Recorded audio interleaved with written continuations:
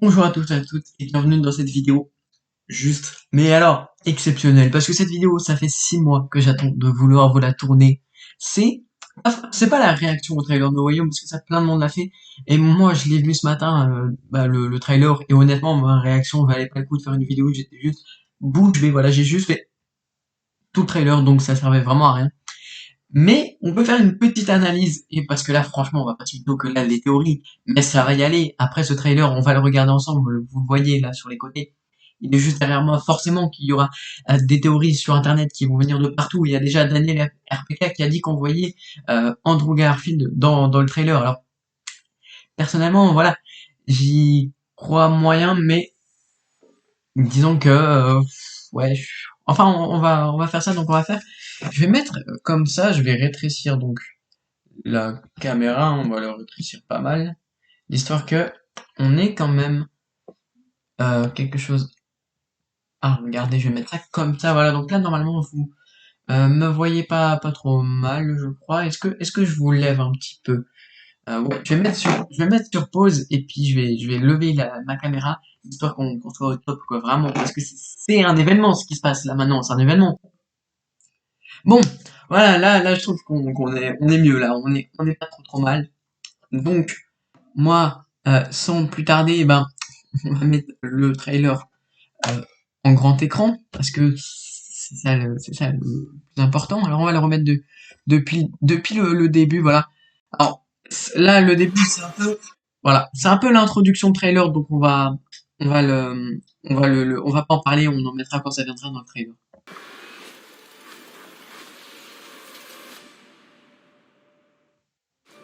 Ok, là la bande-annonce commence. Alors vous savez quoi, pour que la vidéo soit mieux, je vais euh, tenter de monter un petit peu la qualité. Bon, normalement, je suis déjà pas trop mal, mais j'ai vu que là, ce que j'ai, ah, c'était pas top, top. Voilà. Depuis que j'ai été Bon, on capturé y par va. cette araignée, il n'y a eu qu'une seule semaine où j'ai eu l'impression d'avoir une vie normale. Ça, c'est des images qu'on a déjà vues. Qui j'étais. On les a déjà vues dans le premier trailer. On a déjà vu. Bon, sauf ça, mais c'est pas important. Tu as altéré le sortilège qui devait faire oublier à tout le monde que Peter Parker est Spider-Man. Ok, là, déjà, on a une grosse info. La grosse info, c'est qu'on apprend que c'est Peter qui a fait foirer le sortilège. On pourrait se dire au début, premier trailer, que c'était Doctor Strange qui avait fait foirer, etc. Là, on apprend que c'est Peter, c'est lui. Alors, on sait pas trop ce qu'il a fait, on n'a pas trop d'idées, mais on sait que c'est Peter qui a tout fait foirer, quoi, qui a fait altérer. Et Doctor Strange dit, on a reçu des visiteurs. Je sais pas s'il le dit maintenant. Maintenant, nous avons des visiteurs. Voilà, cette image. Donc déjà, il dit, on a reçu des visiteurs. Et là, cette petite bombe du bouffon vert qu'on avait déjà vu, mais ça fait toujours plaisir de le revoir, tu vois. En Ça, c'est prenant balèze. compte de tous les Ok, là, on l'a vu ou pas? Il avait le petit bouffon vert. Alors, on le verra mieux après, mais il était là. univers.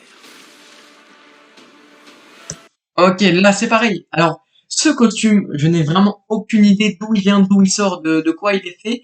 Alors, j'ai vu des théories comme quoi ce serait un costume anti-électro pour pas se prendre à foutre. Donc, j'ai vu que c'était un costume, entre guillemets, magique pour Doctor Strange. Donc, vraiment, je sais pas quoi dire sur ce costume. Je vais essayer de le remettre un petit peu avant.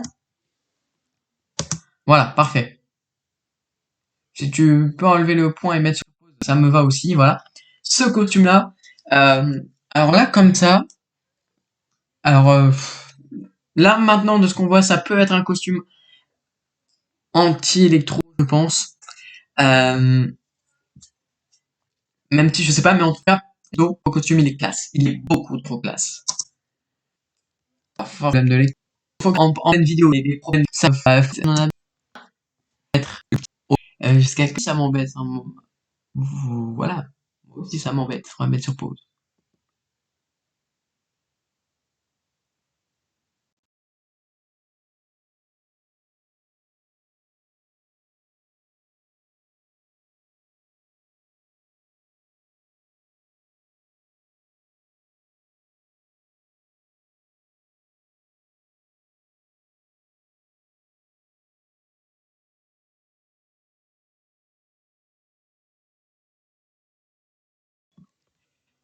Alors, tu vois, j'avais aussi des petits problèmes de cam, forcément, sur OBS. Fallait que ça arrive, quoi. Des petites baisses de FPS. Donc, je suis désolé pour ça, si, s'il y a eu des petites baisses. On va reprendre où on était. Normalement, ça a eu le temps de charger, du moins, j'espère, parce que j'ai pas trop envie que, il y ait des bugs qui arrivent. Genre là, tu vois. Pourquoi est-ce que quand je fais une des vidéos les plus importantes de la chaîne, ça bug? Je ne sais pas.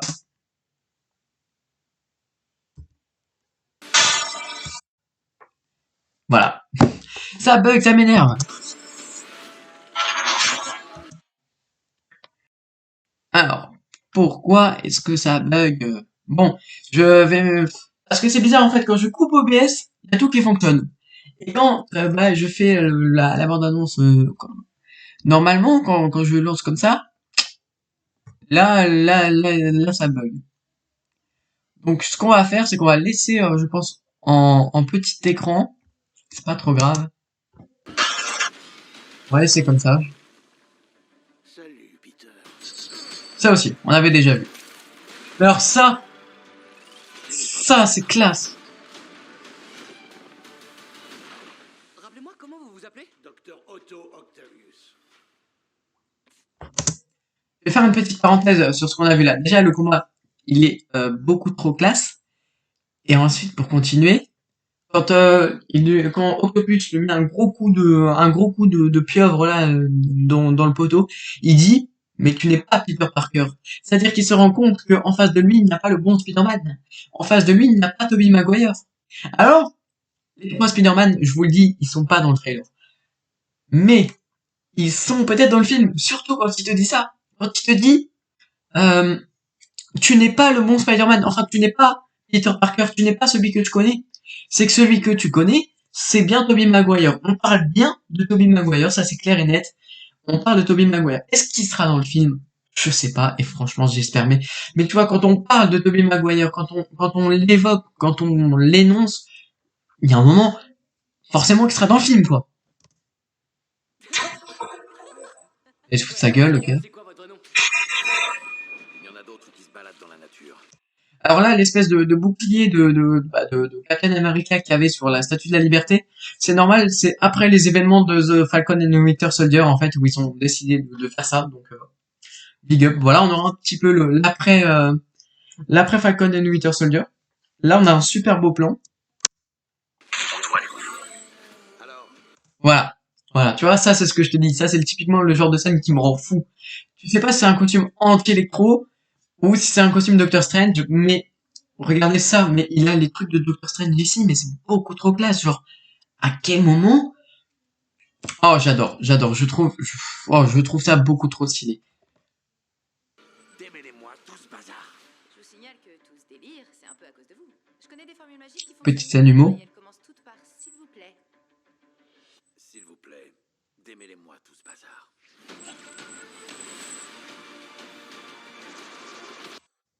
Ok? Là, pour ceux qui en étaient pas sûrs, Daily Bugle, déjà, c'est à noter, ok? On parle du Daily Bugle, c'est dedans. On parle de Sandman, bon, on le reverra dans le trailer, on parle d'Electro, ok, tout le monde est là. Lancé dans Jonah Jameson, hop, l'inconnu pour affronter des fantômes. Jonah Jameson. Ils sont tous morts en combattant Spider-Man. Tu ne peux rien y faire. Ils sont tous morts en combattant Spider-Man. Alors ça, cette phrase, c'est pareil, c'est la même chose. Combattant Spider-Man, qu'est Spider-Man? Toby et Andrew, voilà. Trop beau pour être vrai. C'est trop beau pour être vrai. Désolé. Ouais, moi aussi. Non. Et là aussi, c'est mystérieux parce que cette boîte, je sais pas ce que c'est, mais ça a l'air hyper important. Et Spider-Man, pour le coup, veut vraiment s'en emparer. Et on voit qu'il y a clairement un combat entre Strange et Spider-Man. Alors, on sait pas ce que fait cette boîte, on sait pas à quoi elle sert. Mais en tout cas, on sait qu'elle est ultra importante pour Spider-Man, pour Peter. Donc, ce sera aussi une grande énigme du film, je pense. Du coup, cette fameuse scène. Il doit bien y avoir une autre solution. C'est la seule. Et tout ça, c'est un combat, en fait. Entre Strange et... Oh, ça, c'est classe. Tu ne me prendras pas mon pouvoir. Alors là, par contre, de ce que j'ai vu là, je suis pas persuadé que ce soit Jamie Foxx en tant que Electro. Honnêtement, hein, bien qu'il y a eu plein de théories et tout, que l'acteur a plus ou moins confirmé, là, sur je vais essayer de le retrouver, hein. Là, voilà, typiquement, est-ce que c'est Jamie Foxx pour vous? Franchement, je pense que c'est un autre acteur, j'ai pas de nom en tête, mais est-ce que c'est lui? Franchement, je pense vraiment pas. Jamie Foxx, il ne ressemblait pas à ça, il avait pas autant de charisme à l'époque.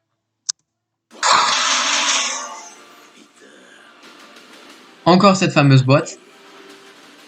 Tu veux être tout à la fois. Ok. Vous l'avez vu? Vous l'avez vu? Ok. On va revenir dessus. Voilà. Voilà. Il y a le bouffon vert. Il y a le bouffon vert. Mais quand je dis il y a le bouffon vert, il y a le bouffon vert. Mais exactement le même costume. Alors non. Ce costume, ça se voit direct, c'est de la 3D, la lumière est pas du tout reflétée pareil, regardez les yeux, bref. C'est pas le même que dans Spider-Man 1, mais bon Dieu. Regardez ça. Il y a le bouffon vert. Est-ce que c'est Willem Dafoe là encore? Les théories nous font penser que oui. Le costume aussi. Est-ce que c'est Willem Dafoe? Je pense personnellement que c'est lui. Mais j'adore. Je vous voyez l'état auquel je suis, quoi. Là, c'est pareil. Alors, bon, ils sont en couple, vous savez. Mais avant ça, il y avait aussi le bouffon vert, mais le bouffon vert de The Amazing Spider-Man, je crois bien. J'ai à choisir. Ok, là, c'est super important. Ok, on a Electro, on a Sandman, et on a donc le lézard. Le lézard qui est confirmé par ce trailer. On avait le fameux débat Venom ou le lézard. On nous confirme que c'est le lézard. Alors, personnellement, j'aime pas trop de ouf le lézard, mais on va dire, je le préfère à Venom dans No Way Home, pour être honnête. Alors, est-ce qu'il y aura Venom? Là encore, la théorie tient.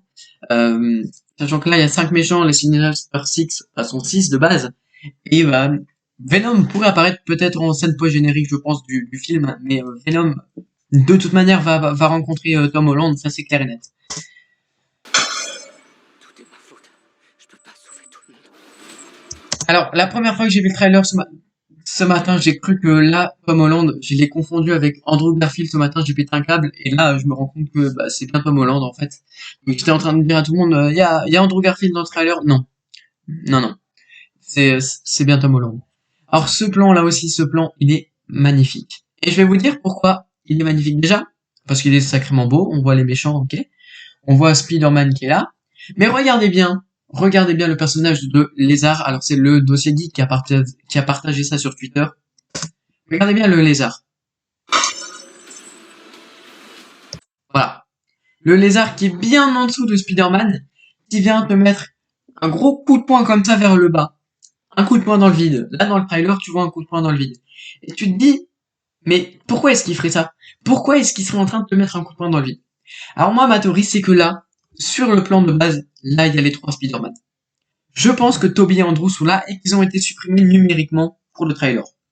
Et que du coup, le lézard s'attaque à un Spider-Man Andrew probablement qui se situerait là et que du coup, il mettrait pas un coup de poing dans le vide, mais il frappe Andrew.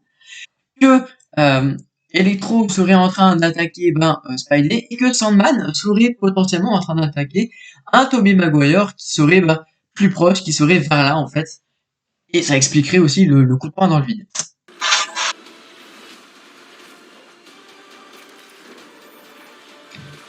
Voilà. Là, il y a le bouclier qui tombe. Et alors là, c'est la plus belle de toutes les scènes. C'est vraiment la scène la plus magnifique de toutes les scènes.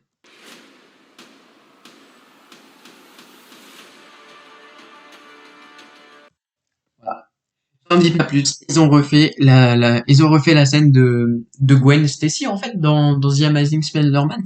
La scène où Gwen tombe et où il y a les espèces de toiles d'araignée et tout cette scène, tout le monde la connaît, elle est géniale et tout, et ils ont tenté de la refaire. Malheureusement, j'espère juste que MJ Zendaya ne va pas mourir, parce que pour ceux qui me suivent sur Insta, j'avais fait un post à un moment où j'avais mis un scénario qui avait fuité, qui disait que le combat final se déroulerait sur la Statue de la Liberté, qu'il y aurait un personnage important qui allait mourir là-bas. C'est dans mes posts Insta, sur le compte Hugo Bandicoot, et je suis en train de me dire que ça va être MJ qui va y passer. Et j'ai pas envie que ce soit elle, franchement, honnêtement. Enfin, j'ai envie de voir aucun personnage de la licence mourir, mais j'ai envie de dire, ce scénario qui avait fuité à l'époque, j'y croyais zéro, je l'ai quand même partagé. Et je suis en train de me dire, putain, ce scénario, il est vrai. Le premier trailer avait confirmé des choses, le second le confirme encore plus. Donc je suis en train de me dire, on fait MJ, quoi. Qu'est-ce qui se passe? Ça y est, ils arrivent. Et je ne peux pas les arrêter. Ça y est, ils arrivent, et je ne peux pas y arrêter. Et je ne peux pas les arrêter. Ça, pour moi, ma petite théorie, c'est que là, ils étaient déjà en train de se battre. Attendez, je vais remettre. Regardez où c'est. Je vais vous montrer, ok? C'est sur la Statue de la Liberté, ok? Là, c'est la Statue de la Liberté. Avant le combat final, d'accord? Donc, chronologiquement, il se passe ça où il dit, ils arrivent, je ne peux pas les arrêter. Ensuite, il y a les méchants qui arrivent et ils vont se foutre sur la gueule, notamment le fameux coup de poing, ok? Mais Electro, le lézard, le bouffon vert et tout étaient déjà là avant le combat de la Statue de la Liberté. Ils sont apparus au moment du sortilège, ils étaient déjà là. Donc c'est-à-dire que là, on ne parle pas des 5 méchants qui étaient déjà là et qui ont déjà attaqué Peter et tout avant ce combat final sur la Statue de la Liberté. Non, là on parle d'autres personnages qui arrivent. Toby et Andrew, à mon avis, ok. Toby et Andrew, ils arrivent.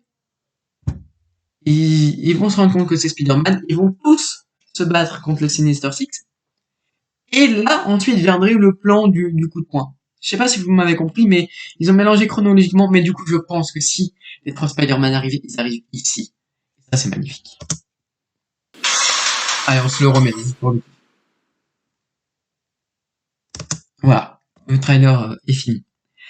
Donc, voilà. J'espère que cette petite vidéo, enfin, pas si petite que ça, étant donné qu'elle est extrêmement longue, vous aura plu. Moi, j'ai kiffé le trailer, j'ai kiffé l'avoir fait. N'hésitez pas à me dire ce que vous en pensez. En tout cas, moi, ma théorie concernant le fait que les 3 Spider-Man arriveraient sur la Tour Eiffel, pour moi, sur la Tour Eiffel, sur la Statue de la Liberté, pour moi, elle est totalement validée. C'était Hugo, j'espère que la vidéo vous aura plu. Si c'est le cas, n'hésitez pas à vous abonner et à mettre un petit pouce bleu. C'est rare que je fais des vidéos comme ça, un petit peu analyse de trailer aussi poussé. Je l'avais fait pour Eternal à l'époque, mais c'était pas vraiment aussi poussé, on va pas se mentir. Et c'est très important pour moi de le faire, surtout pour ce film, qui est très clairement le film que j'attends énormément depuis son annonce, encore plus avec les théories qu'il y a maintenant, etc. Et encore plus avec ces trailers, donc voilà, on va tous kiffer, c'était Hugo, au revoir.